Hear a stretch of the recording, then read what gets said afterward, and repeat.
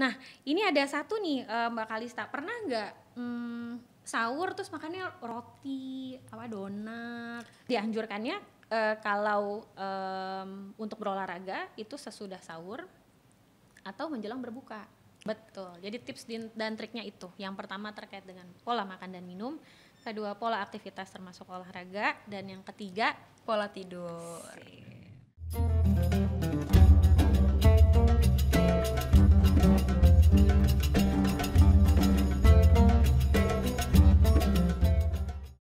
Nah, akhirnya kita udah nyampe di sesi kedua nih, Dok.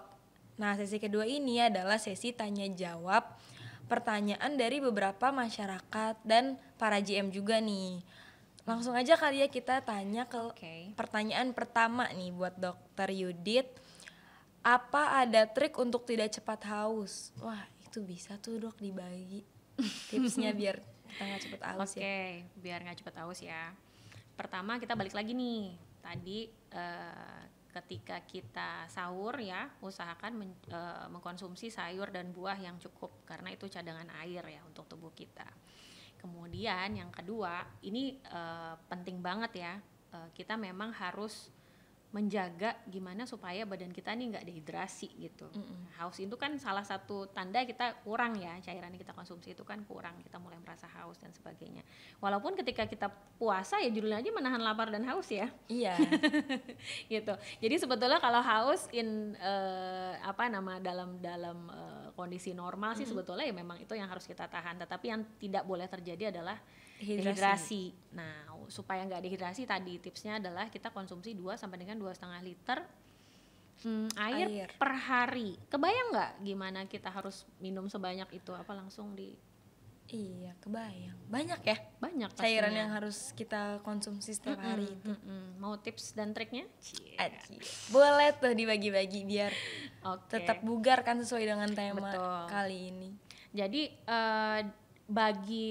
cara membaginya itu pertama ya tipsnya, kalau ini dari saya nih, mungkin teman-teman GM bisa ikut nih.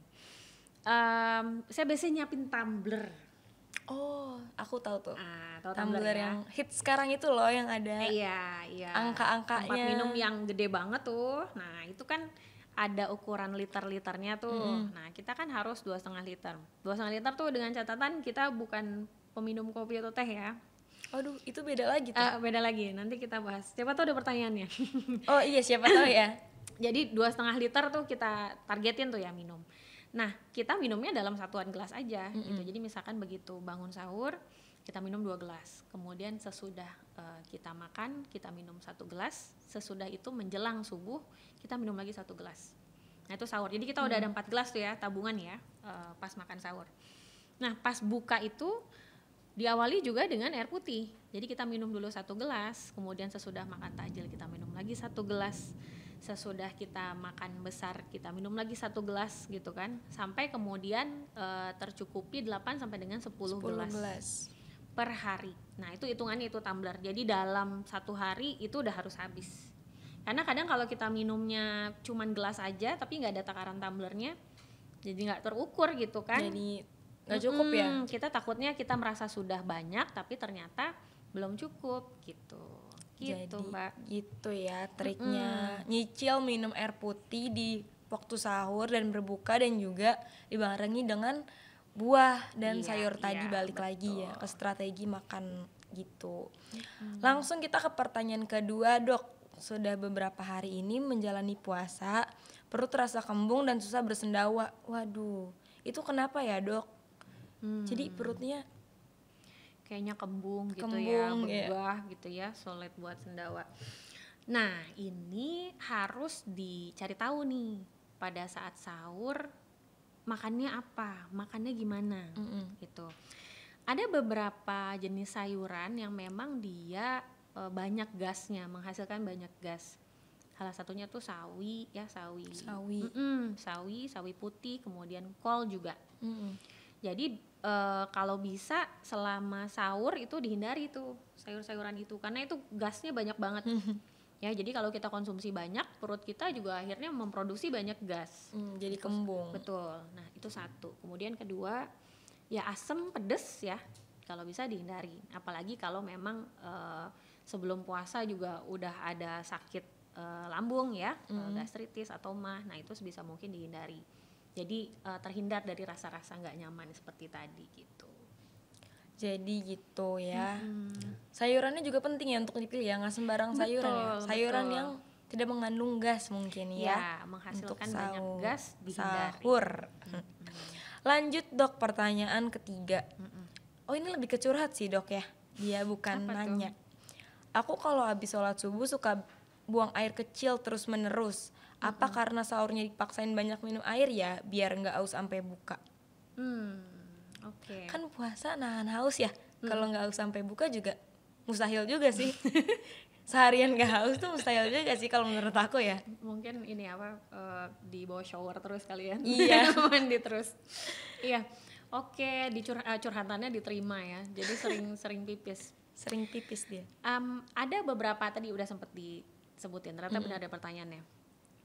Jadi ada kayak kopi atau teh itu memang membuat kita lebih sering buang air kecil gitu. Jadi frekuensi berkemih kita jadi lebih sering ketika kita mengkonsumsi kopi ataupun teh. Nah, jadi itu coba dievaluasi. Mungkin pada saat sahur minum kopi atau minum teh. Kopi itu lebih kuat sih efek diuretiknya ya daripada teh ya. Jadi tuh jadi bolak-balik ke kamar mandi kayak pipis terus gitu. Itu ada reaksi yang ditimbulkan seperti itu kalau kita minum kopi. Jadi sebetulnya triknya kalau kita memang coffee lovers ya, memang udah rutin buat minum kopi, otomatis asupan cairannya tuh harus lebih banyak lagi karena kan kebuang ya. Sementara kita kan butuh, jadi kan harus balance kita itu antara cairan yang masuk dengan cairan yang keluar. Kalau terlalu banyak yang dikeluarkan karena kita minum kopi, otomatis harus diganti juga gitu. Jadi jumlah asupan cairannya kalau tadi 2 sampai 2,5 liter ya dimaksimalkan jadi 2,5 liter, itu nggak boleh kurang supaya mencegah dehidrasi gitu. Jadi itu coba dievaluasi apakah saat sahur meminum tadi ya kopi atau teh, utamanya kopi. Nah sebetulnya kalau dari jumlah air, karena kita ngerasa banyak minum air terus jadi banyak pipis, sebetulnya nggak tepat juga karena air itu yang kita minum 2,5 liter itu tidak dikeluarkan saat itu juga dari tubuh kita gitu dalam waktu 24 jam. Bahkan ada yang bertahan 10 sampai 50 hari siklus air di dalam tubuh kita gitu. itu. Jadi nggak kayak keran ya? Iya, nggak kayak keran. Jadi nggak yang kita minum pagi terus langsung keluar gitu aja gitu. Enggak, karena air yang kita masukkan ke dalam tubuh itu sesudah dia diserap, dia didistribusi gitu ke sel-sel di dalam tubuh kita gitu. Jadi tidak semudah atau tidak secepat itu siklus air di dalam tubuh ya. Jadi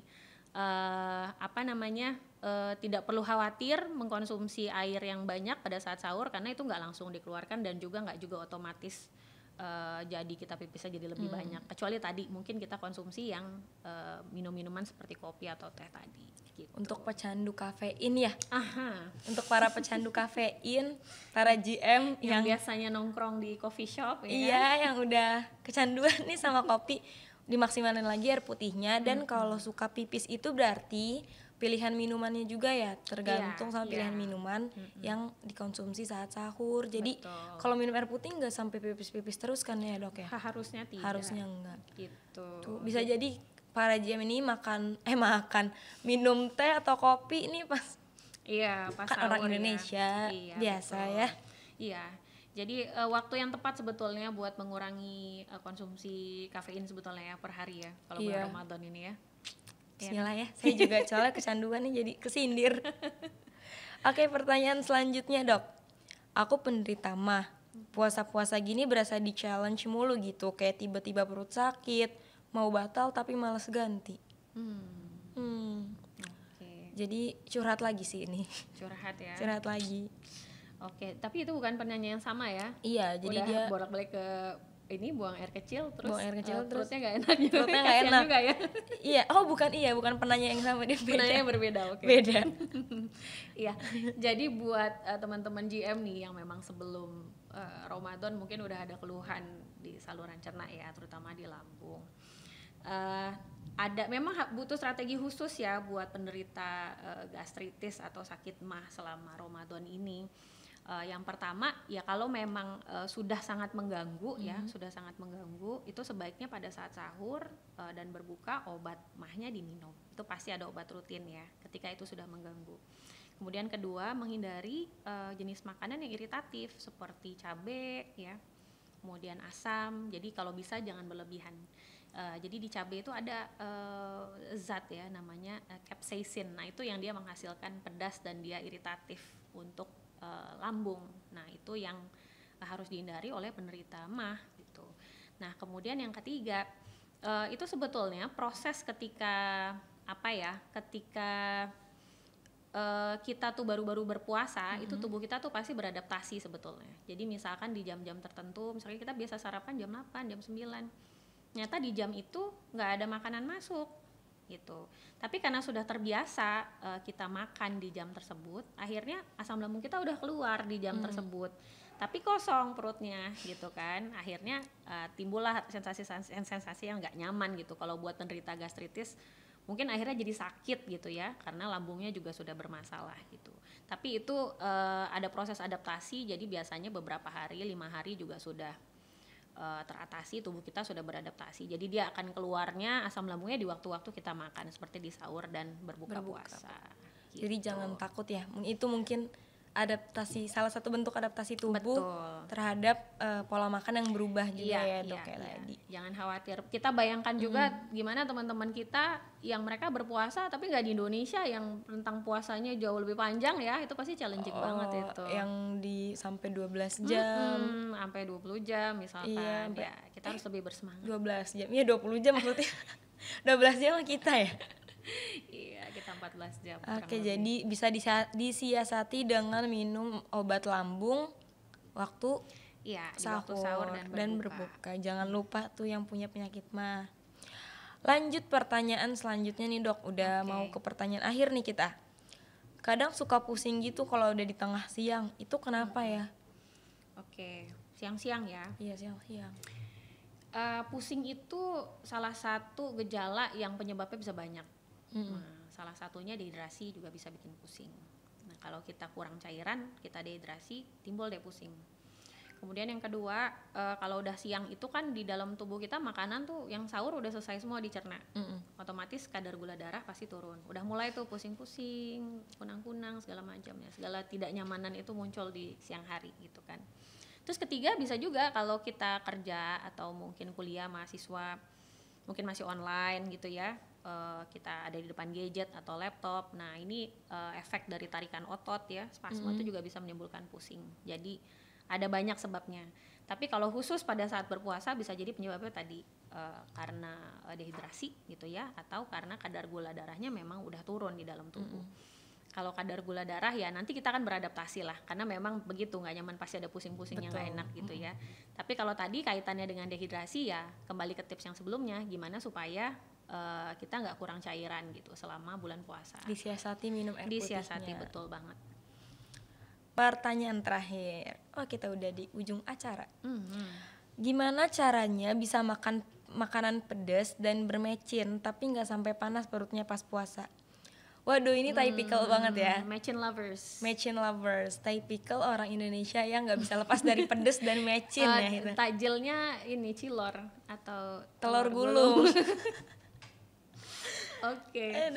Minta tips biar nggak panas perutnya pas puasa. Tetap ingin makanan pedas ya. Dari semua hal yang sudah kita lewati tadi, makanan sehat itu tetap tidak mau ketinggalan itu dok. Makanan cheatingnya, cheating foodnya tetap. Mungkin begini, berusaha untuk tidak terlalu strict juga ya. Kalau dilarang banget kasihan gitu kan.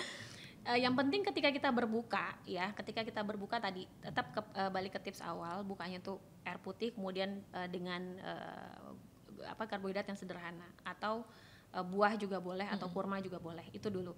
Sesudah sholat kalau mau coba yang lain jangan pas begitu perut kosong langsung dihantam sama makanan-makanan yang banyak dosanya itu. Iya. Jadi perutnya jangan dalam kondisi kosong gitu. Jadi ya. biar nggak kaget gitu mungkin ya. Gitu. Itu antisipasinya, tapi please jangan lakukan itu setiap hari ya. It's nggak recommended banget.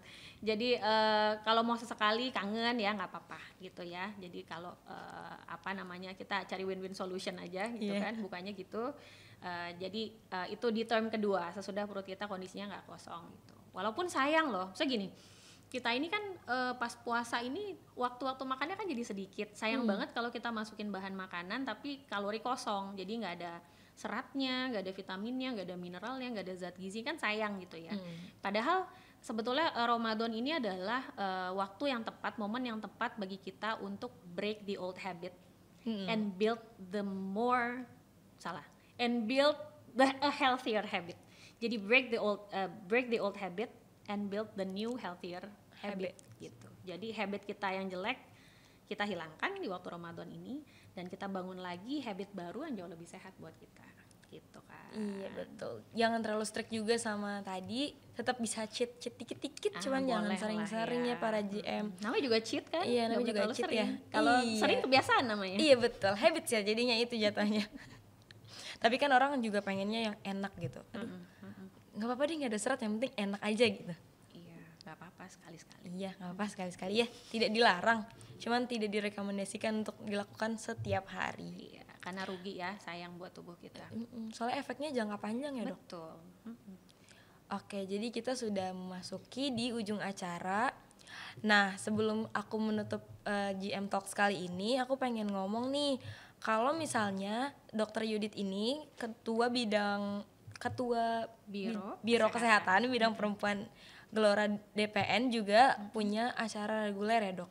Boleh nih sharing-sharing sedikit-sedikit promosi di sini. Oh, boleh banget. Jadi teman-teman GM, kalau yang Jumat sore ini ada waktu luang ya.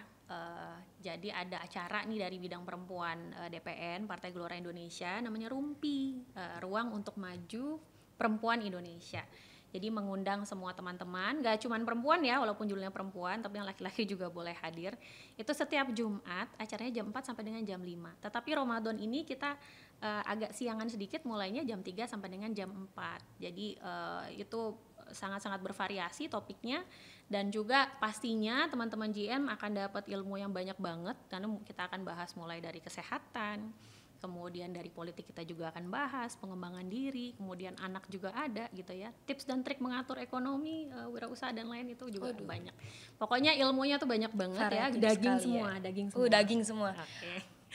Podcast anak Jaksel zaman sekarang. Gitu. Jadi mengundang teman-teman GM kalau bisa hadir ya hari Jumat, itu mantep banget deh. Gabung bersama kita itu di Zoom dan juga YouTube live streaming di Gelora TV Channel.